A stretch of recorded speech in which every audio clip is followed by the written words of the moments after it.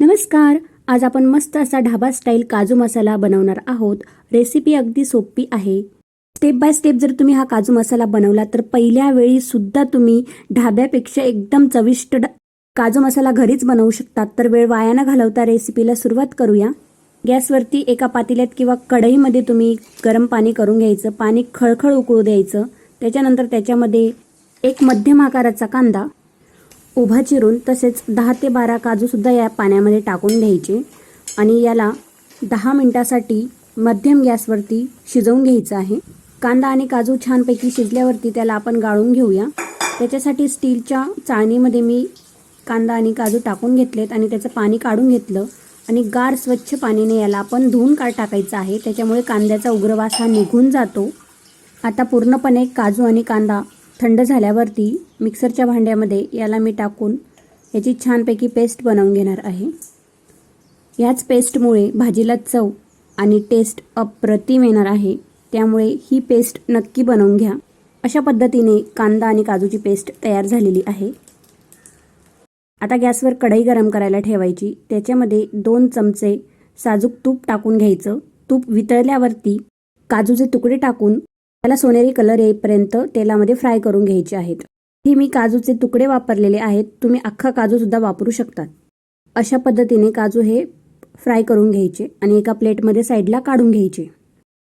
आता त्याच कढईमध्ये मी 5 ते 6 चमचे तेल टाकून घेणार आहे. तेल गरम होऊ द्यायचं. त्याच्यानंतर त्याच्यात 1 चमचा जिरं, 2 हिरवी वेलची, 2 तमालपत्र, 1 तुकडा दालचिनीचा तसेच 2 मध्यम आकाराचे बारीक चिरलेले कांदे टाकून घ्यायचे. त्याचप्रमाणे 2 चमचे बारीक चिरलेलं लसूणसुद्धा याच्यामध्ये परतवून घ्यायचं आहे. लसूण हा कापूनच घाला, त्याच्यामुळे टेस्ट खरंच खूप छान येते. आता लसूण आणि कांदा परतवून घ्यायचा आहे.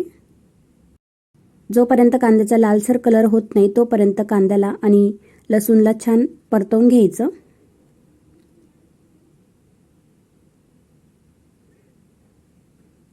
आता तुम्ही बघू शकतात कांद्याचा थोडा कलर चेंज झालेला आहे. आता याच्यात 2 बारीक चिरलेल्या हिरव्या मिरच्या तसेच 1 इंच अद्रकचा तुकडा मी बारीक चिरून टाकलेला आहे.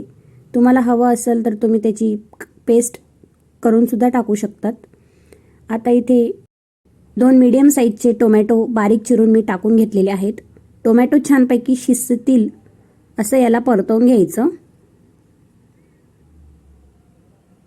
आता काही मसाले घालूया. त्याच्यासाठी 1 चमचा हळद पावडर, 1 चमचा काश्मीरी लाल मिरची पावडर तसेच 1.5 चमचा काजू करी मसाला मी याच्यात टाकलेला आहे. काजू करी मसाला जर अवेलेबल नसेल तर तुम्ही किचन किंग मसाला किंवा घरी उपलब्ध असलेला कुठलाही मसाला टाकू शकतात किंवा नाही टाकला तरी चालेल. लाल तिखट टाका, तरी याची टेस्ट खरंच खूप छान येते. आणि थोडंसं मीठ मी याच्यामध्ये टाकून घेतलेलं आहे. आता पाणी टाकायचं आणि झाकण ठेवून याला जोपर्यंत आपला टोमॅटो आणि कांदा शिजत नाही तोपर्यंत शिजवून घ्यायचं. तुम्ही बघू शकतात मसाल्याला छानपैकी तेल सुटलेलं आहे, म्हणजे आपला हा मसाला व्यवस्थित शिजलेला आहे. आता याच्यात आपण जी कांदा आणि काजूची पेस्ट तयार केलेली होती ती टाकून घ्यायची आणि याला छानपैकी मिक्स करायचं. मिक्स केल्यावर तुम्ही त्याचे थिकनेस बघू शकतात. छान अशी घट्टसर झालेली आहे. आता याच्यात जे काजू आपण फ्राय केले होते ते टाकून घ्यायचे. 1 चमचाभर इथे मी गरम मसाला टाकलेला आहे. हा गरम मसाला मी घरीच बनवलेला आहे. तुम्ही मार्केटमधला सुद्धा वापरू शकतात. आणि भाजी छान मिक्स करून घ्यायची.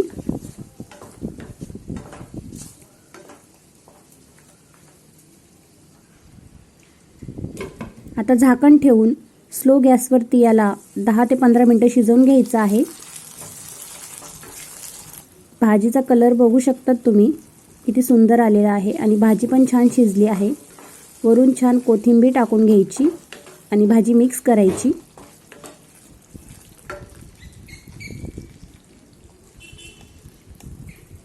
आता याच्यावर 1 तुकडा मी बटरचा टाकलेला आहे. त्याच्यामुळे टेस्ट खूप छान लागते आणि थोडीशी क्रीम वरून टाकून घेतलेली आहे. 2 ते 3 चमचे इथे मी क्रीम वापरली आहे. आणि आता हे सगळं मिक्स करून घ्यायचं.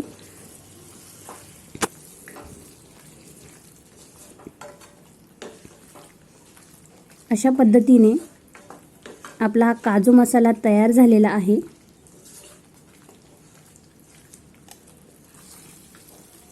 हे बघा, त्याचं टेक्स्चर बघू शकतात आणि छानपैकी याला तेल पण सुटलेलं आहे. ढाब्यापेक्षा भारी काजू मसाला हा घरीच तयार झालेला आहे. अगदी नवशिकीसुद्धा याला पटकन बनवू शकतील. तर मित्रांनो, आजची रेसिपी तुम्हाला कशी वाटली हे नक्की कळवा. आणि चॅनलवर नवीन असाल तर चॅनलला सबस्क्राईब करा. पुन्हा भेटू अशीच छान वेगळी रेसिपी घेऊन. धन्यवाद.